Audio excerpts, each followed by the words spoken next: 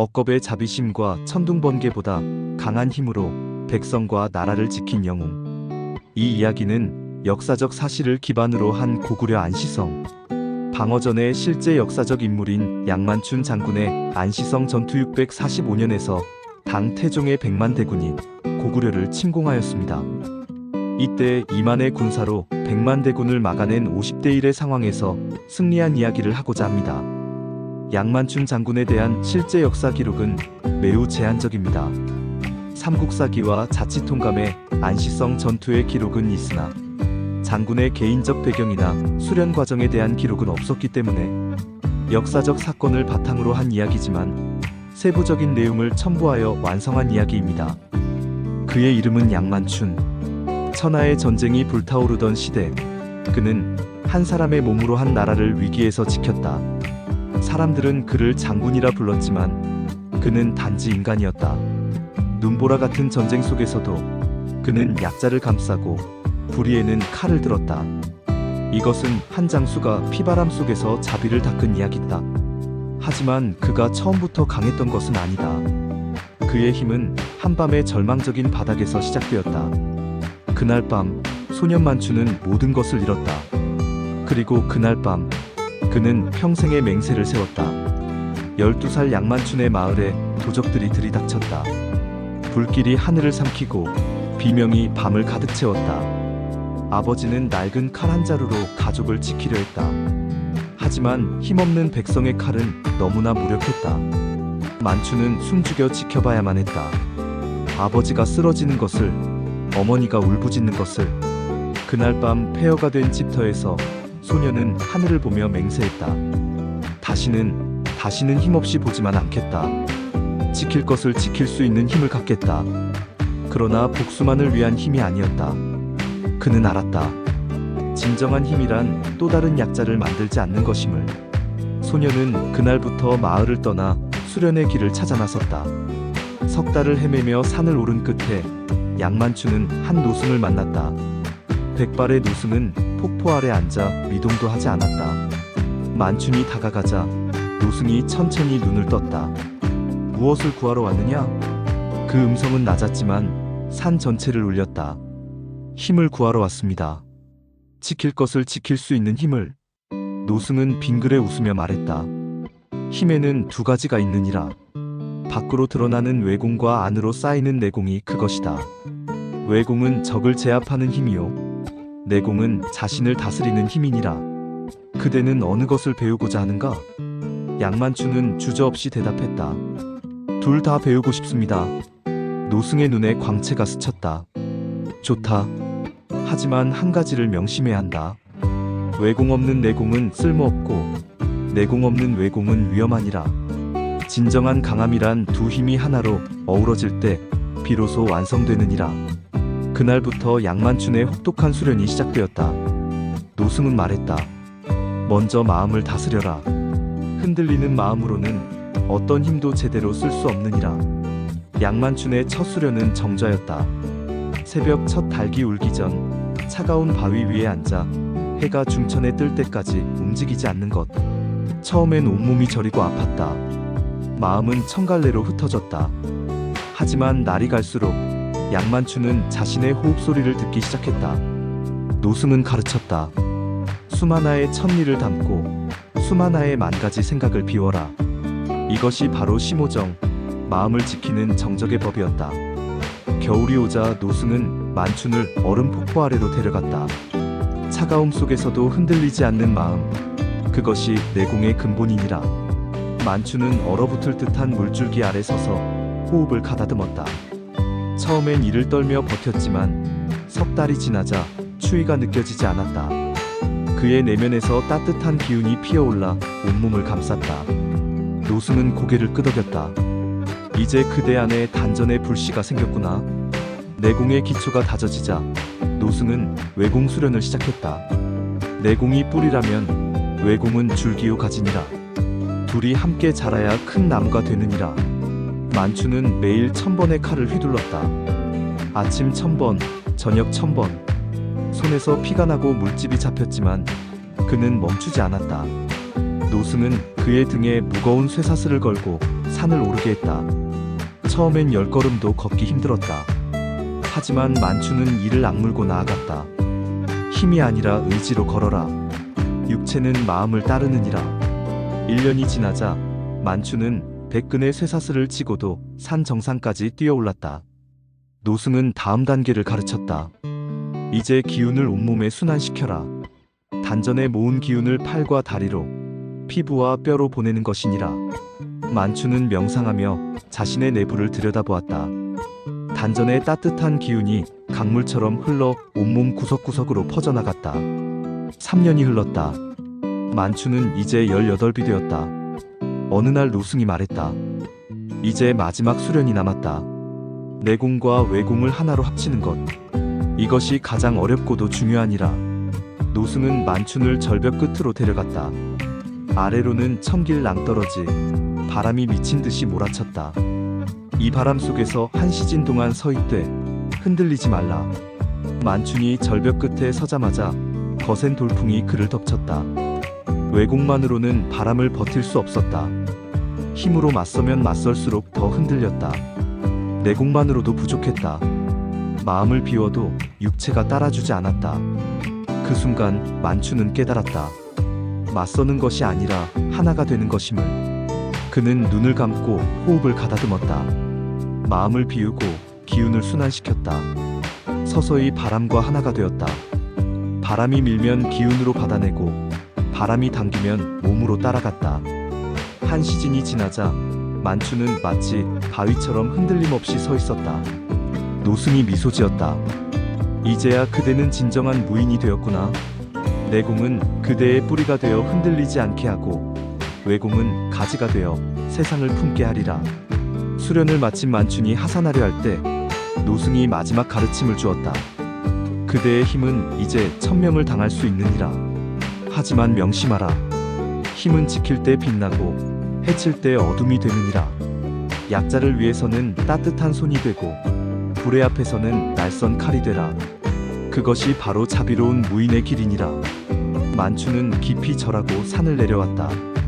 그의 가슴 속에는 두 가지 맹세가 새겨져 있었다. 하나, 약자를 지키는 방패가 되겠다. 둘, 불의를 빼는 칼이 되겠다. 세월이 흘러 만추는 30살이 되었다. 그는 고구려 변방을 돌며 도적을 소탕하고 백성을 도왔다. 그의 명성은 점차 퍼져나갔다. 힘은 천명분이나 마음은 부처 같다고 사람들은 말했다. 그러던 어느 날 당나라의 대군이 고구려로 향한다는 소식이 들렸다. 당태종 이세민이 직접 이끄는 백만대군. 고구려의 성들이 하나 둘 무너져 내렸다. 양만추는 안시성으로 향했다. 그곳이 최후의 보루가 될 것임을 알았기 때문이다. 성주는 그를 반갑게 맞았고 제장들과 논의하여 성주의 자리를 비워주었고 안시성의 방어를 맡겼다. 양만추는 성벽을 돌며 병사들과 백성들을 살폈다. 모두의 눈에 두려움이 가득했다. 100만 대 2만, 승산이 보이지 않았다. 하지만 양만춘의 눈에는 고요함만이 있었다. 그는 병사들을 모아놓고 말했다. 두려운가? 나도 두렵다. 양만춘의 솔직한 고백에 병사들이 놀랐다. 하지만 두려움을 이기는 법을 나는 안다. 그것은 혼자가 아니라 함께 서는 것이다. 양만추는 병사들에게 자신이 배운 호흡법을 가르쳤다. 매일 새벽 함께 호흡하자. 호흡법을 익혀 숨을 하나로 맞추자. 그러면 이만의 군사는 하나의 거대한 힘이 될 것이다. 병사들은 반신반의했지만 장군의 명을 따랐다. 매일 새벽 성벽 위에서 2만 명이 함께 호흡했다. 처음엔 뒤죽박죽이던 숨소리가 점차 하나로 모아졌다. 신기하게도 병사들의 마음에서 두려움이 사라지기 시작했다. 그들은 느꼈다. 자신들이 혼자가 아니라는 것을, 거대한 하나의 생명체처럼 연결되어 있다는 것을. 양만추는 또한 약자를 돌보는 일을 게을리하지 않았다. 전쟁이 임박하자 성 안에 혼란이 일었다. 일부 관리들이 식량을 빼돌려 숨기기 시작했다. 어차피 성은 무너질 것이다. 살아남을 준비를 해야 한다는 게 그들의 논리였다. 양만추는 이 소식을 듣고 직접 창고로 향했다. 숨겨진 식량 더미 앞에 떨고 있는 관리들. 양만춘의 눈빛이 차갑게 식었다. 성 밖의 적보다 성 안의 불의가 더 위험하다. 그의 칼이 번쩍였다. 하지만 사람을 베지 않았다. 칼끝이 식량 자루를 갈랐고 곡식이 쏟아져 내렸다. 이 식량을 당장 백성들에게 나눠라. 그리고 모두 전선에 서라. 진짜 적이 누구인지 몸소 깨닫게 해주마. 관리들은 고개를 조아렸다. 양만춘의 자비에 감복한 것이다. 드디어 결전의 그날이 다가왔다. 지평선 끝까지 당나라의 깃발이 펄럭였다. 땅이 울리고 하늘이 어두워졌다. 백만 대군의 위용이었다. 병사들의 얼굴이 하얗게 질렸다. 하지만 곧 심호정을 떠올렸다. 깊은 호흡 하나, 둘, 셋. 성벽 위 2만 명의 숨소리가 하나로 맞춰지기 시작했다. 그 순간 기적 같은 일이 일어났다. 양만춘의 내공이 병사들과 연결되어 마치 거대한 파도처럼 성벽을 감쌌다. 적군은 그 기운을 느끼고 잠시 주춤했다. 이만의 군사에서 100만 같은 기세가 느껴졌던 것이다. 당태종이 직접 앞으로 나와 외쳤다. 안시성이여 항복하라. 너희에게 승산은 없다. 양만춘이 성벽 위에 섰다. 그의 목소리는 높지 않았지만 전장 전체에 울려 퍼졌다. 우리는 숫자로 싸우지 않습니다. 우리는 의지로 싸웁니다. 이 성은 무너지지 않을 것입니다. 우리의 마음이 하나인 한. 당군은 거대한 토산을 쌓기 시작했다. 성벽보다 높은 흑산을 만들어 위에서 공격하려는 전략이었다. 날이 갈수록 토산은 높아졌다. 병사들은 초조해했다. 하지만 양만춘은 고요히 명상에 잠겼다. 그는 대지의 기운을 느꼈다. 흙과 물, 바람의 흐름을. 저 토산은 교만으로 쌓은 것이다. 자연은 그것을 용납하지 않을 것이다. 그날 밤 양만춘은 하늘을 보며 기도했다. 자신의 내공을 하늘로 보내며 구름을 불렀다. 이튿날 새벽 거대한 비구름이 몰려왔다. 폭우가 쏟아지기 시작했다. 하루, 이틀, 사흘. 거대한 토산이 무너지기 시작했다. 그리고 마침내 와르르 무너져 내렸다. 그 아래 깔린 당군의 비명이 들려왔다. 양만춘은 이 틈을 놓치지 않았다. 지금이다. 출격하라. 성문이 열리고 양만춘이 선두에 섰다. 그의 몸에서 푸른 기운이 뿜어져 나왔다. 내공이 폭발하는 순간이었다. 양만춘이 칼을 휘두르자 마치 번개가 친 것 같았다. 적군이 10명, 20명씩 쓰러졌다. 하지만 양만춘은 단 한 명도 급소를 노리지 않았다. 죽이지 마라. 물리칠 뿐이다. 그의 칼은 정확했다. 팔을 쳐서 무기를 떨어뜨리고 다리를 쳐서 주저앉게 했다. 생명을 앗는 것이 아니라 싸울 수 없게만 만드는 것. 이것이 양만춘이 깨달은 자비의 권법이었다. 병사들도 장군의 뜻을 따랐다. 항복한 자는 해치지 않았다. 당군은 혼란에 빠졌다. 죽음을 각오한 적이 아니라 자비를 베푸는 적을 만난 것이다. 서서히 항복하는 병사가 늘어났다. 전투가 소강 상태에 접어들었을 때 당태종이 직접 말을 타고 나왔다.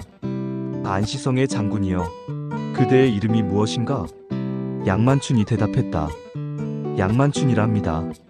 양만춘, 그대의 무예는 천하제일이로다. 그대의 자비는 더욱 놀랍구나. 짐이 묻겠다. 그대는 어찌 그토록 강한가? 양만춘이 잠시 생각하더니 대답했다. 저는 강하지 않습니다, 폐하. 다만 지킬 것이 분명할 뿐입니다. 내공은 마음을 지키는 힘, 외공은 사람을 지키는 힘. 이 둘이 하나 될 때 비로소 진정한 힘이 됩니다. 당태종은 깊은 한숨을 쉬었다. 짐이 이제야 깨달았소. 숫자로는 마음을 이길 수 없다는 것을. 당군은 물러갔다. 안시성은 지켜졌다. 하지만 양만춘의 싸움은 끝나지 않았다. 그는 먼저 무기를 내려놓고 백성들에게 다가갔다. 이제 진짜 전쟁이 시작됩니다. 무너진 것을 다시 세우는 전쟁입니다. 양만춘은 직접 부상자를 돌보았다. 적군과 아군을 가리지 않고. 전쟁터에서는 적이었지만 이제는 모두 치료받아야 할 사람입니다. 그는 무너진 집을 다시 짓고 씨앗을 나눠주며 농사를 도왔습니다. 병사들이 물었다. 장군님, 저희들도 도와도 되겠습니까? 도와도 되냐고? 당연하지. 칼을 든 손으로 생명을 일으키는 것, 그것이 진정한 무인이니라. 성 전체가 하나가 되어 움직였다. 어느 날 저녁 한 젊은 병사가 양만춘에게 물었다. 장군님, 저도 장군님처럼 강해질 수 있을까요? 양만춘이 미소 지으며 대답했다. 강해지고 싶은가? 그렇다면 먼저 네 안을 들여다보라. 내공이란 특별한 기술이 아니다. 그것은 자신과의 싸움이니라. 두려움과 맞서고 욕망을 다스리고 마음을 고요히 하는 것, 그것이 바로 내공의 본질이다. 외공 또한 마찬가지다. 힘을 키우되 그 힘을 언제 써야 할지 아는 것, 약자를 위해서는 손을 내밀고 불의 앞에서는 칼을 뽑는 것, 이 둘을 모두 갖췄을 때 비로소 그대는 진정으로 강한 사람이 되는 것이니라. 세월이 흘렀다. 양만춘은 나이 들어서도 매일 새벽 성벽 위에 올라 명상에 들었다. 그의 내공은 더욱 깊어졌고 그의 마음은 더욱 넓어졌다. 사람들은 그에게 물었다.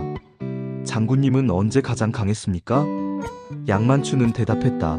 100만 대군을 물리쳤을 때가 아니라 원수를 용서했을 때였어. 진정한 강함이란 남을 무너뜨리는 것이 아니라 남을 일으키는 것이니라.